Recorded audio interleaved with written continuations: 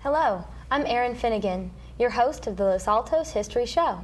With us this evening is Kathi Peregrin, Executive Director of the California History Center located on the campus of Anza College. Welcome, Kathi. Thanks for inviting me. Kathi has been associated with the History Center since 1977, first as an instructional assistant, then media coordinator, and currently as director.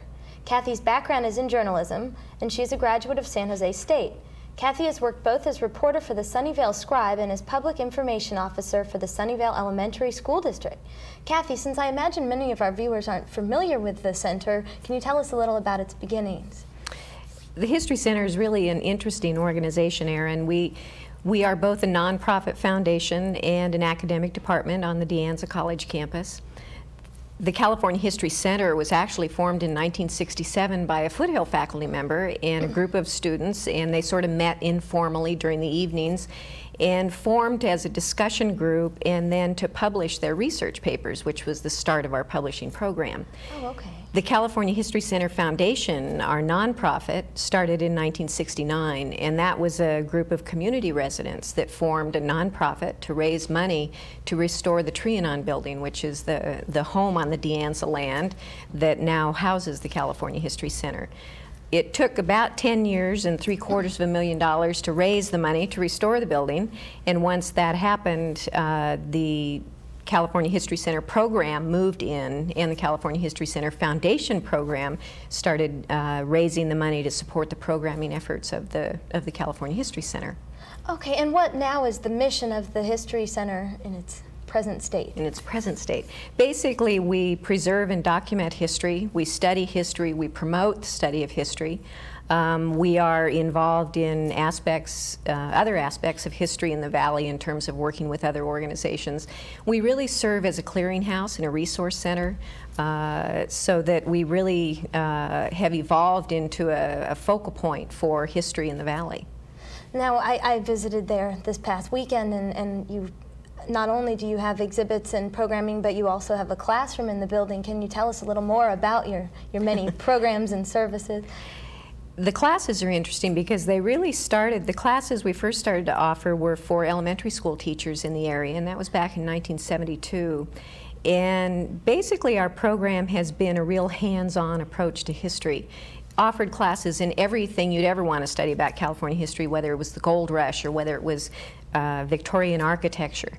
And part of it always has been for the student to experience the historic site. So a lot of our classes, it's not just that you sit in a classroom for a certain number of hours per week, but you go out into the field. If you're going to study the gold rush, you go to the gold country. If you're going to study Victorian architecture, you walk a Victorian neighborhood in San Francisco. Oh, wonderful. So the program is really hands-on approach, experiential, experimental kind of thing. Okay, and what kind of materials, historic materials, do you collect at the center? Well, we don't have an artifact collection. We have zero storage. One thing, when they moved the building onto its current site, we didn't put a basement in or anything like that. So we don't have an artifact collection. We do house the Louis Stockelmeyer Regional History Library and Archive. And Louis Stockelmeyer was a Cupertino resident who was one of the original founders of the Trianon Foundation, which was the group that formed to save the building. The things that we have in the library are things you won't find in other places. Some of the more unusual things we have an oral history collection of about 400 tapes. And these have been collected over the 25-year history with pioneer families and other people in the valley who participated in the history making of whether it's a business or whether it's land ownership or whatever it is. We have probably 10,000 photographs.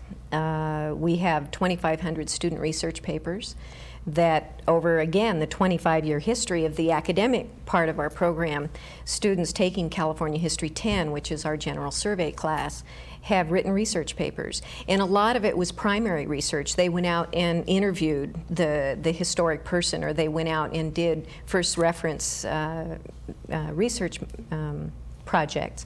And so all of these were cataloged, and now they are accessible for other people to come in and use. Do they apply to the whole state or just the valley, or the collection covers most of California? Well, we sort of see ourselves as focusing in first on West Valley area, so that would be, you know, Palo Alto, Los Altos, Cupertino, Sunnyvale on down. And then we broaden out to Santa Clara Valley and County, and then Northern California, and indeed the state.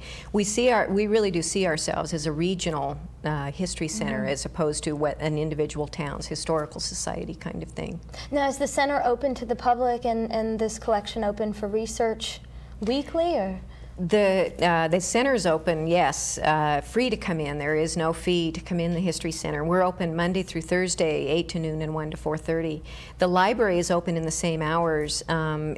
If you're a member of the California History Center Foundation, you get to use the library for free. If you are not, there's a $3 use fee. But also, any student, whether it's an elementary school student or a Anza student or a Stanford student, students also have access to the library for no fee at all. Whether they're taking the classes or not. Whether they're taking the classes or not. And if they're a student in any school, in any part of the area, they're welcome to come in and use the collection.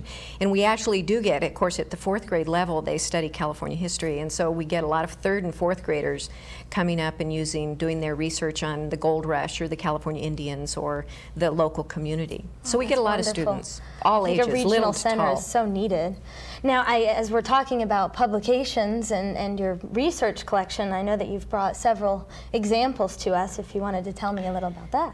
Publishing is another program area of ours. We are a local publishing house, but we also publish the Californian Magazine, and I brought several of them for you to look at. We publish the Californian 3 times a year, and this is a benefit of membership in the California History Center Foundation. Basically, the issues will be, the feature articles will be around whatever exhibit we happen to have in at a time. This one happened to be on John Muir. It was the Sierra Club's 100th anniversary in 1991, so we ran an article on John Muir.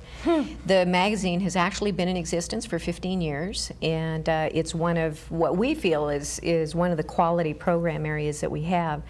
So we publish the magazine, but we also publish books. And the latest one is called Sunnyvale, From the City of Destiny to the Heart of Silicon Valley. And our book publication program is the Local History Study Series, and this is number 35.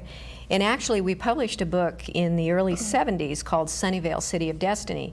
And actually what that book was one of the compilations of student research papers that I mentioned back when the History Center first formed.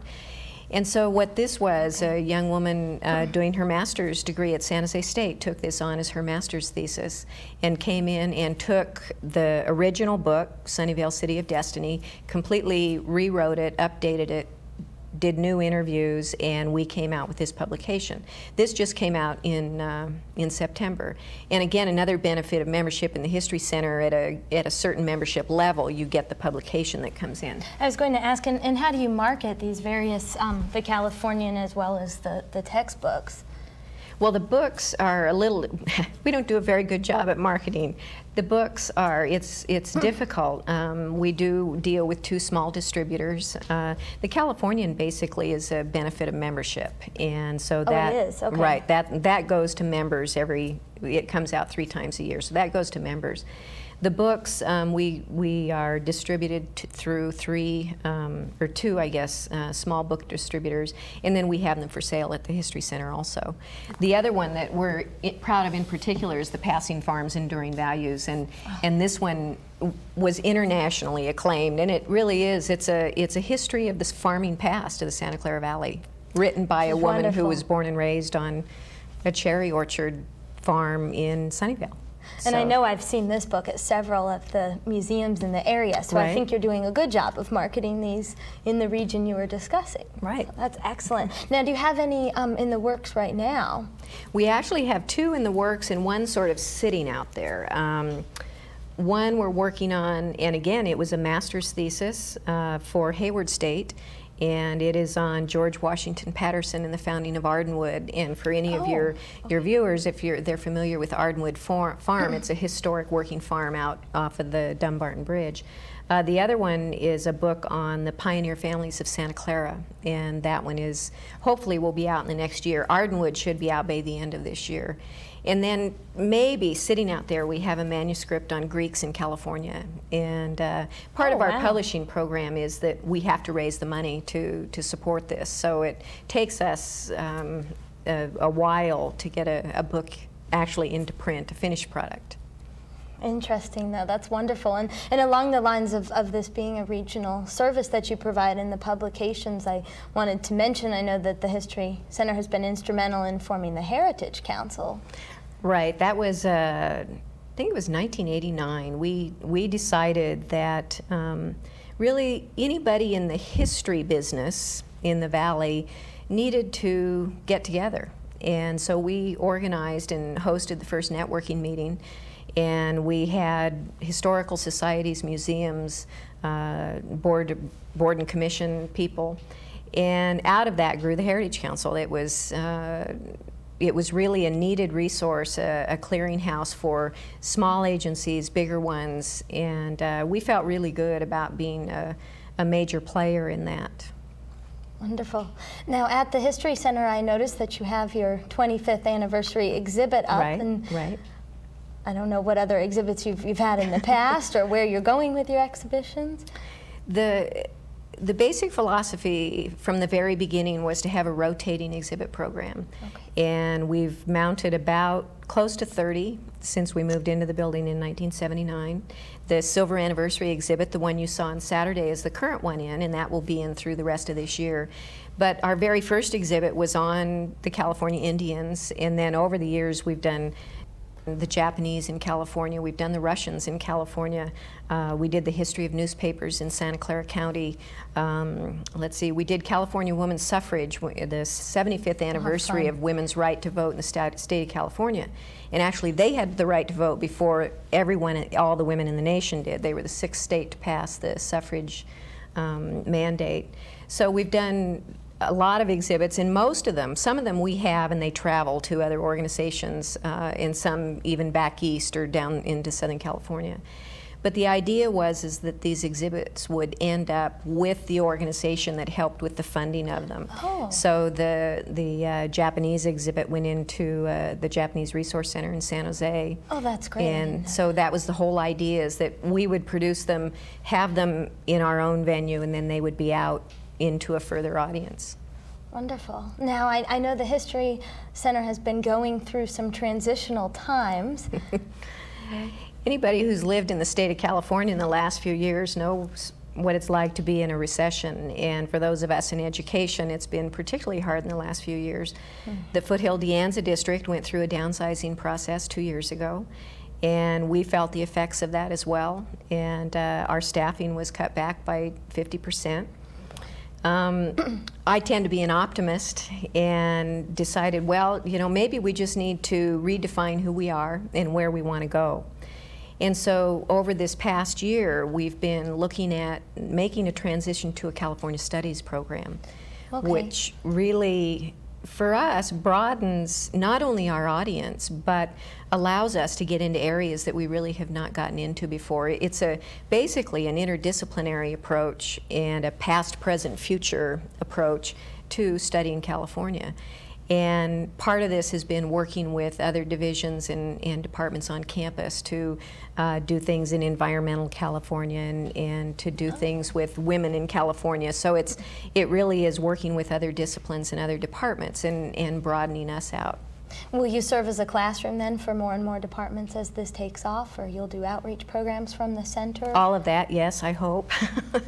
It's been a matter of pulling back and reassessing and redefining and saying we can still continue to do what we've been doing, but we need to do it in a simpler way, a more focused way, and actually a more exciting way. I think it's kind of re-energized all of us and brought, I don't know, there you walk in and there's a palpable feel of energy going on and creative thinking, and we have all sorts of ideas of what we want to do, and it's just, the frustrating part about it is saying we know we want to do it and we know we can do it, but there are only so many of us to get it done in this amount of time. So, but we have a forward direction and really want to be a focal point where students and community and faculty and staff can come for intellectual interchange and challenge, and that may be an exhibit, and that may be a lecture, and that may be a book, and that may be a class, but it is all going on so that we all have a better understanding of California. That's wonderful, and I think that's so much right now the trend in history and in history museums of all sizes is to get more education and outreach and to really modernize not only the collections but the exhibits and bring modern issues into history. I guess history's always in the making. So. Well, and definitely when you work with students, it's a matter of taking them from where they are, whether it's an environmental issue or a political issue or an immigration issue, taking them from where they are and then setting the historic background and then taking them where do we need to go. And it's a way to involve students as well as community in a way that's maybe a little different from what we're used to. We aren't starting back in the past and setting out, well, here's where we were. It's starting with what's here right now, what's important to you, what's grabbing you.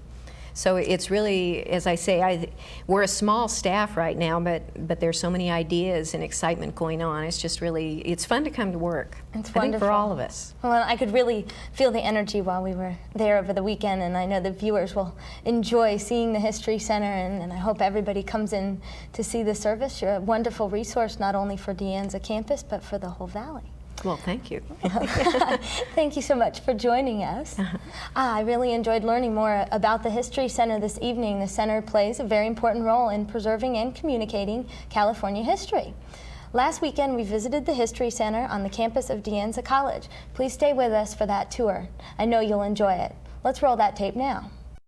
We're standing on the De Anza College campus in front of what is now the California History Center, and it's a wonderful building. Kathi, can you tell us a little more about the history of the building? I'd really like to, Erin, and I'd like to welcome you and your viewers to the California History Center and De Anza College. The building was built by a couple in San Francisco about mid-1890s. We don't have the exact year, and they built it pretty much as a party home. They wanted to come down on weekends, get out of the fog, get out of the cold. And it's about 100 acres that they had here, and Charles and Ella Hobart Baldwin. Mr. Baldwin was an entrepreneur, and they actually built the home where what now is Flint Center sits, and the building was moved. It is a neoclassic French-style pavilion and built by Willis Polk, designed by architect Willis Polk, who was a very famous San Francisco architect at the time. And so they built it, and they actually planted grapevines on the property, and it was a vineyard. And there are several other buildings that are still on the campus that are built in that time as well. The bookstore, our De Anza College bookstore, actually was the winery, and then we have 2 adobe cottages that are off to the side of the Trianon building, and those were servants and guest quarters. So those 4 buildings are still on the college campus and are all historic buildings built in the mid-1890s. You know, Kathi, you mentioned that the house was moved at some point from where the Flint Center now sits, and I noticed that around that area there's this lovely balustrade. What was the property here used for? Well, the balustrade actually enclosed the formal garden area, and when the building sat where Flint is, you could look out of the front doors and you had the balustrade and the gardens, and there was a fountain out in the center. But actually the Baldwins had a vineyard here and planted grapevines, and the bookstore did serve as the winery. They did have their wines in a French exposition, but very reminiscent of the last few years in the Napa Valley. Phylloxera, which is a louse, a root-eating louse, came through and decimated the vines. and so it was not a vineyard after they left. The Baldwins actually left the estate shortly after 1900 in the about 1902 or so, and moved to Colorado Springs for his health. And there were a succession of owners here up until the Foothill de Anza College District bought the land, and they bought it in about the mid-60s. They wanted to build a second campus. Foothill was built and up and running and growing, and they wanted to build a second campus closer down to San Jose. So the Foothill de Anza District bought the land, and a group of people formed a foundation to raise the money to restore it, and the California History Center moved in 1979. Wow, interesting. Well, we'll take you through a tour of the campus, and you'll see how nicely I think the modern buildings and the historic buildings blend on this campus. And now, Kathi, can we take a walk inside? I'd love to. Great.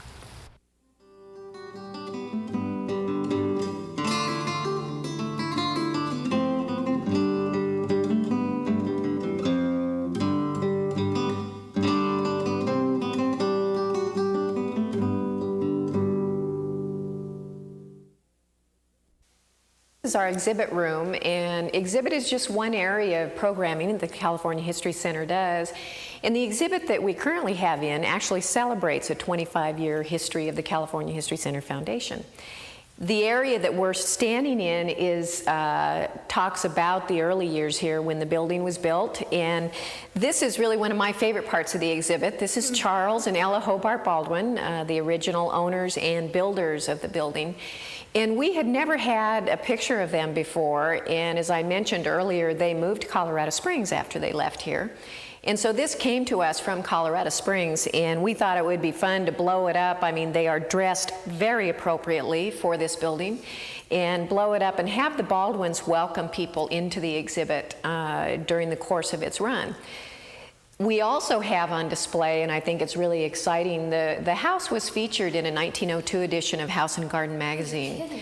And so we have on the wall photographs actually out of that magazine.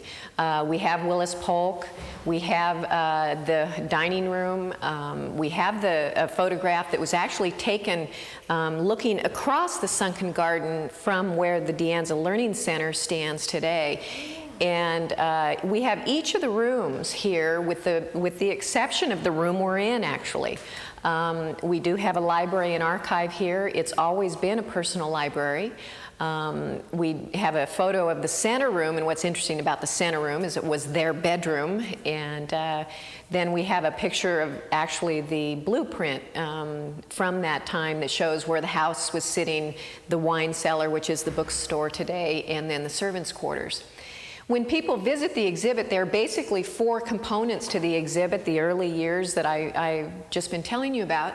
And then we get into the restoration phase, and there was a group of community that formed a nonprofit foundation and raised the money to restore the building. And so we have an area in the exhibit that talks about the forming of what was then known as the Trianon Foundation. Our other section is about the partnership between the foundation and the California History Center, which is an academic department on the De Anza College campus, and talk about the early players as well as the most recent players in this whole scenario, these 25 years. And then we also have a section of the exhibit that looks at our future and where we're going. And so it celebrates 25 years, but it also gives a hint of what may be coming in the next 25. How wonderful. Now, how long is this exhibit scheduled to stay here? This exhibit will be in pretty much through the rest of the year until about mid-June, and if we are open Mondays through Thursdays, and then we'll be open De Anza Day, which is June 11th. So we always encourage people to come down and visit. We enjoy having people come. Yeah, and I think it's a wonderful way for people to get to know a little about the California History Center if you haven't ever been here before. It's a nice overview of, like she said, the history right up to the present. In addition to this exhibit, what other services do you offer in this building? Well, if you were to come here anytime between 8:30 in the morning and 1:30 in the afternoon, it's teeming with students. We do have a classroom in the building. We have a variety of programming. We do tours and events. We do exhibits. We publish books. We have a library and archive. So there's a lot of activity that goes on here. It's very energetic. It's very alive.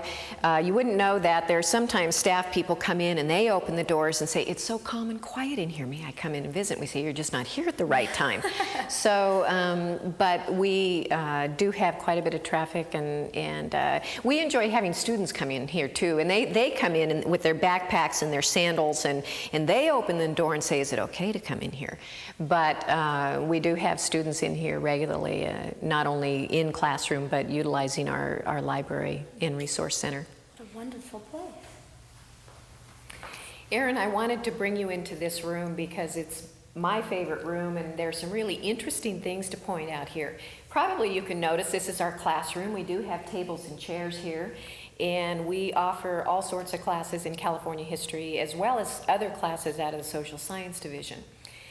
But what's interesting about this room, when it was decided to make it a public building where students were going to come in and take classes, we had to meet California earthquake standards. And for this building, this room was a particular problem because we have solid wood paneling throughout. We have a curved wall at the end. Well, the main thing about California earthquake standards, it meant for this building we had to lower the ceilings by about 18 inches. Well, that meant we had to cut this wood paneling down by 18 inches. When we have school kids come in and I talk to them about this room, I say, "You can sit here for an hour or 2 or 5 or however long and never see where those cuts were made." We had a master craftsman. He was an 82-year-old fellow that came in and actually cut all of these wood panels down. That's amazing. We know we did a good job because not only did we live through the 1906 earthquake, we also lived through the 1989 Loma Prieta earthquake with no damage at all in this room.